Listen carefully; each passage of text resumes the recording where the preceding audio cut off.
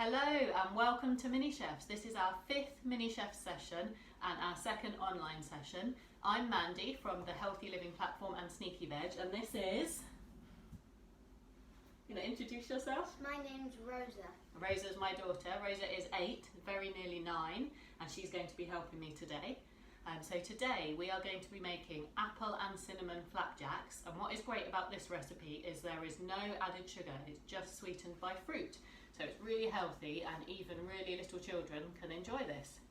So before we start, I've preheated the oven. That's on, I've got a fan oven and it's on at 180 degrees. If yours isn't a fan oven, go for 200. And I've got a square cake tin. It's 20 centimetre square tin.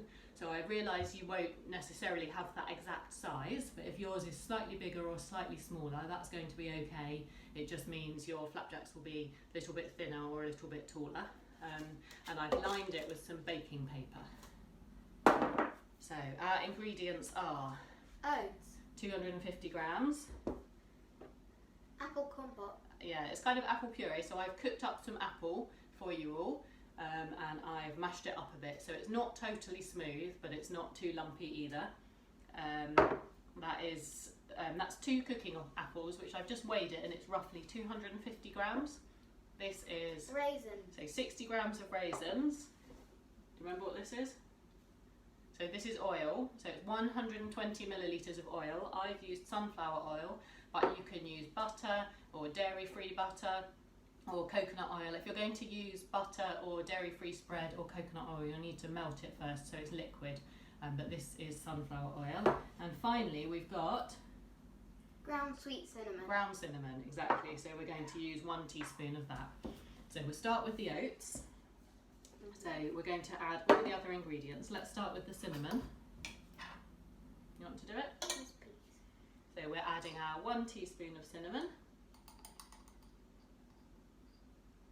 That's it, pop it in. And we've got a wooden spoon here. Rosa's going to give it a stir. Notice how she's holding onto the bowl with her other hand, and that stops the bowl from flying around, which is a really good habit to get into when you're cooking. Or if you've got little kids, you can hold it for them so it doesn't fly everywhere. Okay, is that mixed in? Right, now I'm going to pour in the oil. Okay. So that's 120 millilitres of oil. Shall I start on it? And we'll put the apple in at the same time. So we'll put our cooked apple in as well. So you see I'm using a rubber spatula here just to make sure I get all the last bits out. Alright Rosa, you're going to give that a good stir? Yeah. I can have a go, yeah. So sometimes it's quite tricky to get all the bits around the edge in. So we usually try and do things together, don't we? So we make sure we get all the oats in so there's no dry oats stuck on the side. Lovely. Right, and finally we've got our 60 grams of raisins or sultanas. So we'll add those in and Rosa can give them a stir.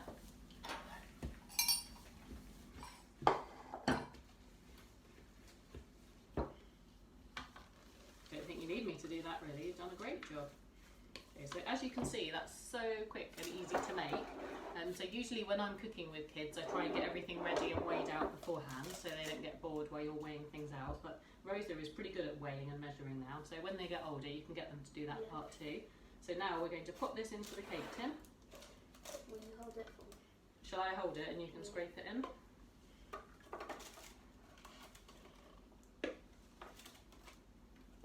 That's it, and then I'll just get my spatula again and we'll get those last bits off the bowl. Get them in.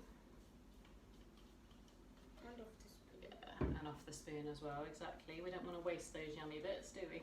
We don't. So I was going to say earlier, but I've only just remembered that sometimes when I make these, I put in slightly less oats. You want to flatten that down? I put in about 200 grams of oats and 50 grams of ground almonds. So if you don't have a nut allergy, and you want to add a bit of extra flavour and nutrition, you can do that as well. So just take out 50 grams of the oats and put in 50 grams of ground almonds.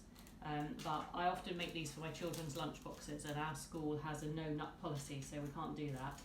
So if I'm making them for lunch boxes, we just put in all oats instead. Has your baking paper got a bit squashed? Mm-hmm. That's Okay, so if you have something like a spatula, we're just going to press it really flat so it's nice and even and try and smooth down the edge. Because a traditional flapjack would have lots of sticky sugar in, that would really help it to stick together, and we don't have that in this recipe. So the apple will help to stick it together, but we also need to make sure it's really pressed down. So you could use your hands for it, or a spatula, or the back of a spoon. What do you think? See how it looks good to go? Yeah. Do you want to hold that up a bit? Perfect. So now our oven is preheated, so we're going to pop it in for 25 minutes, and we will see you in a minute. Okay, so this week for story time, we're going to read this book, which is called The Little Mouse, the Red Ripe Strawberry, and the Big Hungry Bear, and it is by Don and Audrey Wood. So Rosa wants to read it to you. This might be the first time Rosa's ever read upside down, holding it to a camera, so let's give it a go. Hello, little mouse. What are you doing? Let's just show them the picture.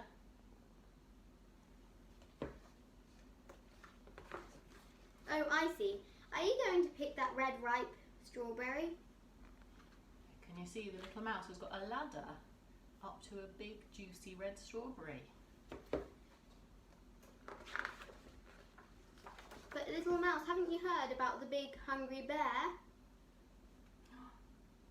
That mouse looks a bit worried. He hasn't heard about the big hungry bear, has he? Mm-mm. Oh, how that bear loves ripe red strawberries. That mouse does not want the bear to take his strawberry, does he? Can the big hungry bear smell one red? The big hungry bear can smell a ripe red strawberry a mile away. Oh, now he's really worried. You're doing a great job reading this, Rosa. Especially one that has just been picked. You see, he's managed to pick it now. How can he make sure the big hungry bear doesn't get Boom, it? boom, boom. The bear will tramp through the forest on his big hungry feet and sniff, sniff, sniff, find the strawberry.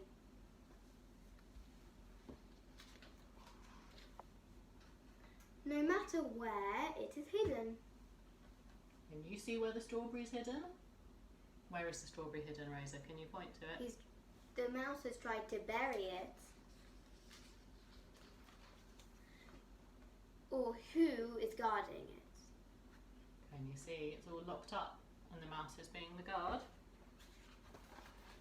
Or how it is disguised. And this is my favourite page. Can you spot the strawberry? There it is. Quick, there's only one way in the whole wide world to save the ripe red strawberry from the big hungry bear. He's tried to hide it, hasn't he?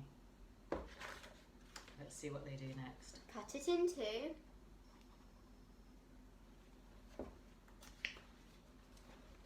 Share half with me.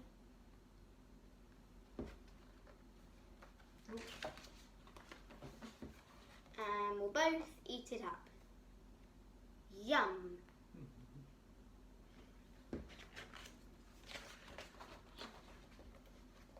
Now, that's one red ripe strawberry the big hungry bear will never get.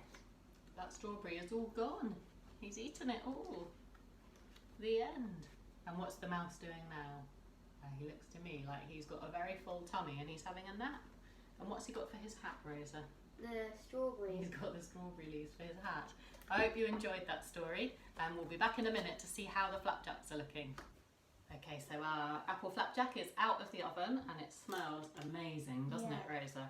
So it looks kind of golden brown on top. That's the kind of look that you're looking for. So remember, different ovens cook at different speeds. So if it still looks very pale when you take it out after 25 minutes, pop it back in for another 5 minutes.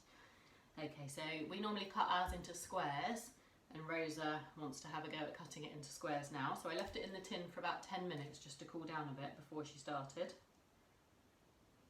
And then because I put quite a big bit of baking paper on, it was quite easy just to lift the whole thing out of the tin. So you can see they're quite soft, they're not going to be chewy like a traditional flapjack, which makes them really good for little kids. Okay, you're going to try a bit? Why don't you try some? Yeah, I will try some as well.